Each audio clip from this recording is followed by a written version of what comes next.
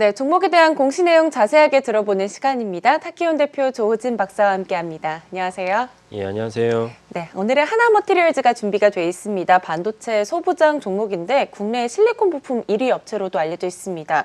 이번에는 신용 자산 운용이 신규 대주주로 올라선 부분이 좀 꼽혔네요. 예, 그 하나머티리얼즈는 이제 원래 하나마이크론이라는 이제 반도체 기업에서 이제 그 후공정 기업이었다가 이제 전공정 기업을 하나 설립한 것이 하나머티리얼즈입니다. 그래서 그 2007년에 설립을 했고 2017년에 이제 코스닥에 상장을 했습니다.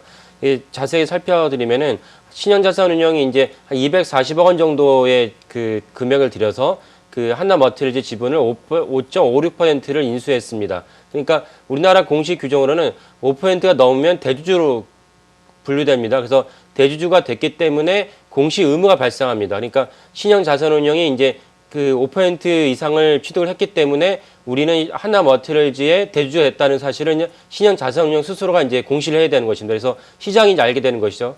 시장이 알게 됐기 때문에 하나머티리얼즈가 신용자산운용이 이렇게 투자할 정도로 중요한 회사구나라는 걸 다른 분들도 알고 이를 바탕으로 투자할 수가 있는 것입니다.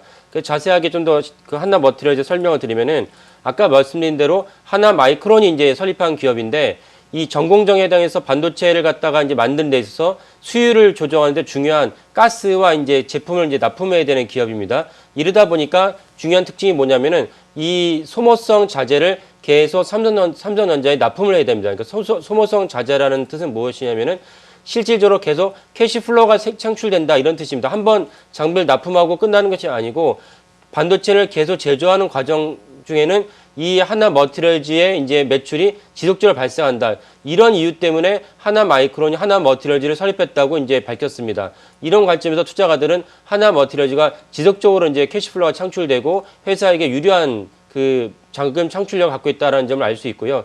또 하나 중요한 점은 도쿄일렉트론이라는 기업에도 납품을 하고 있습니다. 그러니까 우리에겐 생소할 수도 있지만은 세계적인 그 장비 업체입니다. 그래서 머티리얼즈를 보면은 삼성전자, 그다음 도쿄일렉트론, 그다음에 어플라이드 머티리얼즈라고 해서 미국 기업인데 여기에도 납품을 하고 있습니다. 그러니까 우리나라 전 세계적으로 중요한 그 반도체 관련 기업에 납품을 하고 있다 이렇게 보시면 되겠습니다.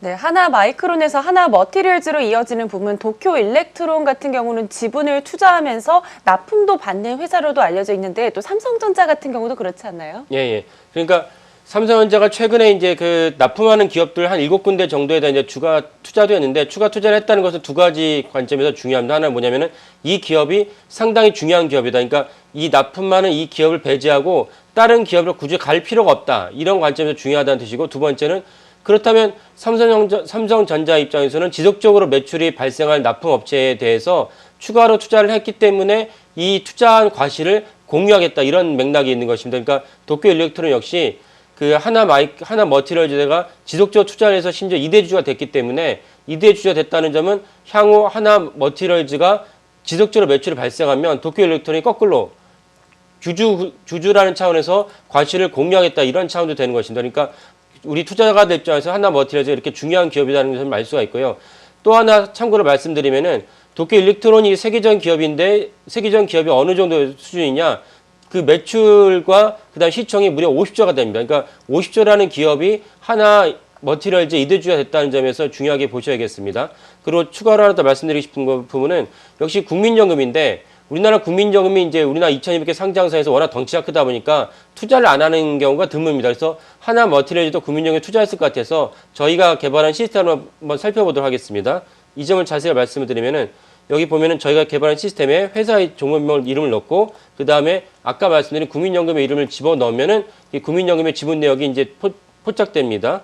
그래서 포착된 그래프를 살펴보면은 계속 지속적으로 윗단이 하나머티리얼즈의 주가이고요. 아랫단이 국민연금의 지분 추인데 마지막으로 공시한 내역이 보면은 9월 2일 날 4.1%로 원래 5% 이상이었다가 지분을 일부 매도를 하면서 4.1%로 줄였습니다. 그래서 국민연금이 지속적으로 투자를 했다가 최근에 지분을 일부 줄였다는 사실을 알 수 있습니다. 그만큼 국민연금 입장에서도 중요한 기업으로 간주했었는데 어떤 이유에서든지 이 지분 일부 매도를 했다. 그러니까 사실은 소부장이라는 게 되게 중요한 테마이고 중요한 기업인데도 불구하고 국민연금이 매도를 했다는 것은 좀 이해가 되지 않는 측면도 있고 그래서 이런 점을 동시에 이제 보시면 좋겠습니다. 네, 하나머티리얼즈의 지분 추이 해외 주요 주주에 이어서 국민연금 흐름까지 함께 확인해 봤고요. 지금까지 타키원 대표 조우진 박사와 함께했습니다. 감사합니다. 예, 감사합니다.